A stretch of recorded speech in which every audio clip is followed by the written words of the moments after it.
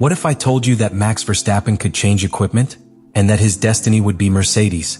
And if that decision was also going on, secretly cooking on the coasts of Italy, far from the paddock and the cameras? Today I tell you why a meeting in Sardinia could mean the beginning of the end for Red Bull and the birth of a new era in F1. It all started with a seemingly trivial observation by Ralf Schumacher. It is no accident that there are two ships in Sardinia this week. One is from Toto Wolff, the other by Max Verstappen. In a sport like Formula One, where every second counts and every silence has a hidden meaning, this statement could not be taken lightly.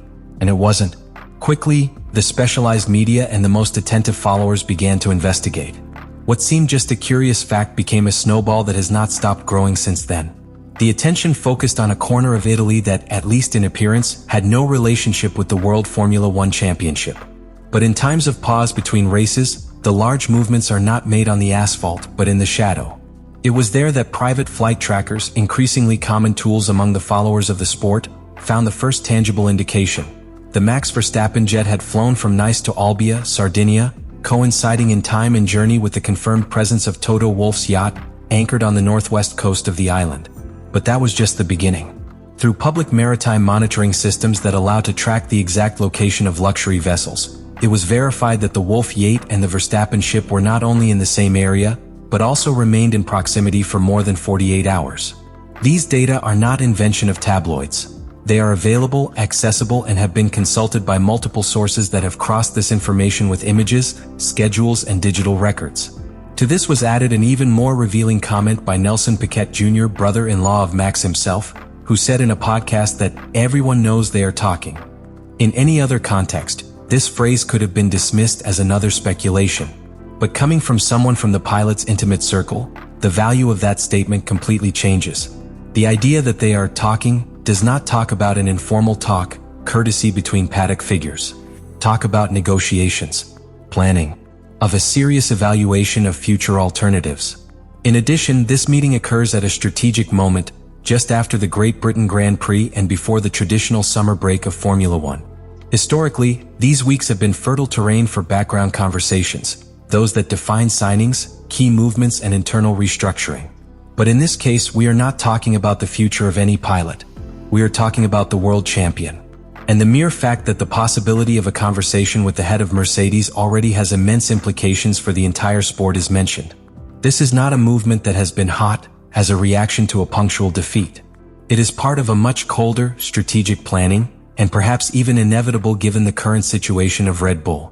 That Max and Toto are in the same place at the same time, outside the context of a race, it is no accident.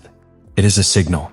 And who knows how to read between the lines will understand that F1, at this time, is writing the first lines of its next big chapter to understand why Max Verstappen would consider leaving the team that led him to the top of global motoring.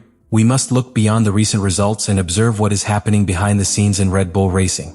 Because what is at stake is not only the performance of a car or a bad passing streak, but a deep fracture in the structure that for years was considered an unstoppable machine to win championships.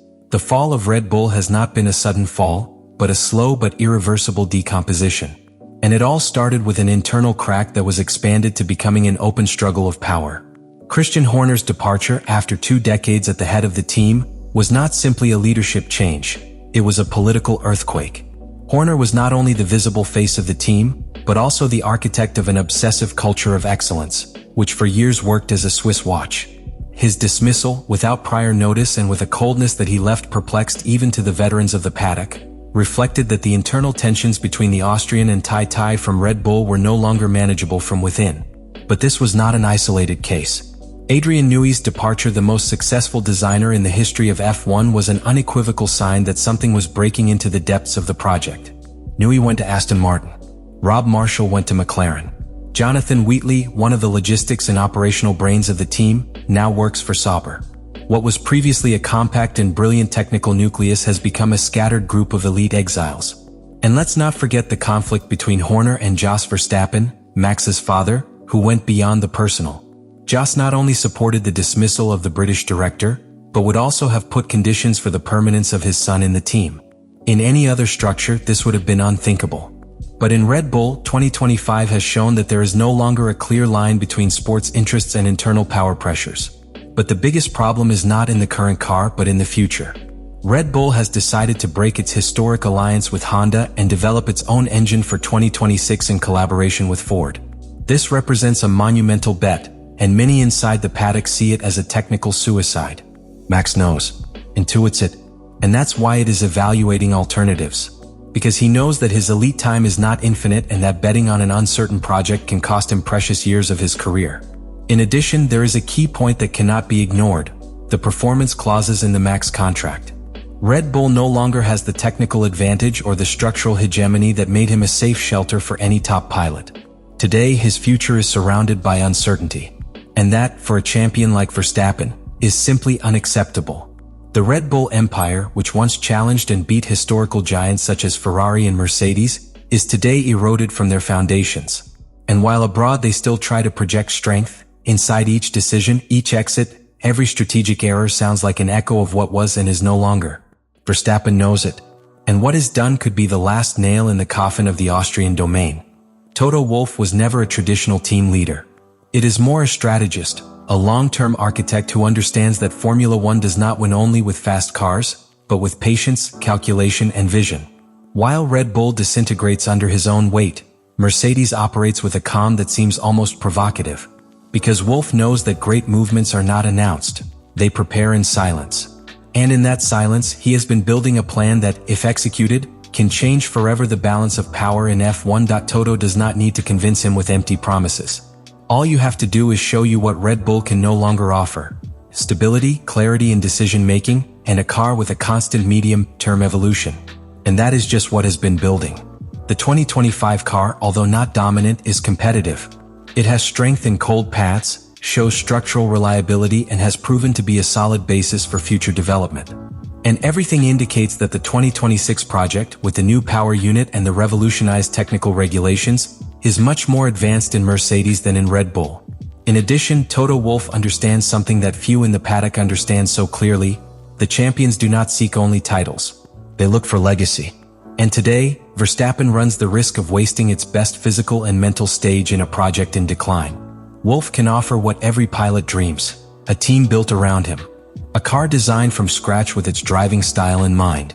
A culture that respects the pilot as a central part of engineering, not as a simple marketing tool. Max, who has always demanded control and weight in technical decisions, would see in Mercedes an ideal platform to mold its environment and prolong its reign.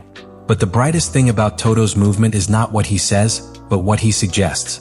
It does not press. Do not filter information. Just let reality speak for itself. Let Red Bull sink into his own instability. Let the clumsy decisions, such as Liam Lawson's degradation or the exit of key figures, generate distrust in Verstappen. And meanwhile, it continues to accumulate evidence that Mercedes is the only serious alternative that can guarantee competitive continuity beyond 2025. The meeting in Sardinia is not the beginning of a plan. It is the midpoint, because conversations, contacts, and approaches have already happened before. Toto only expects the moment when Max sees him as clear as he. When that happens, there will be no need for more meetings or strategies. A signature will only need. And at that time, the F1 will change forever. The whole paddock knows it. He perceives it in the environment. And although no one says it out loud, everyone prepares for the inevitable. Because if Max Verstappen decides to leave Red Bull, it will not be just one more transfer in the history of Formula One. It will be a turning point. It will be the confirmation that even the most solid empires can collapse when their foundations are run from within. And that even the most faithful champions will look for an exit when they feel that their legacy is at risk. What is at stake is not a contract. It is not an astronomical figure or a personal whim. What is at stake is the reputation, future, and narrative control of the most demanding sport in the world. If Verstappen leaves Red Bull, it will be a decision full of meaning. It will represent an absolute rejection of a structure that no longer represents it, which no longer offers what it needs. And at the same time, it will be a strategic choice towards an environment that does seem to have the ambition, stability, and infrastructure necessary to continue winning.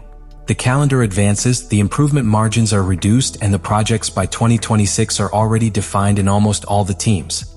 Staying in a broken team is accepting to resign. Leaving is to assume control of your destiny.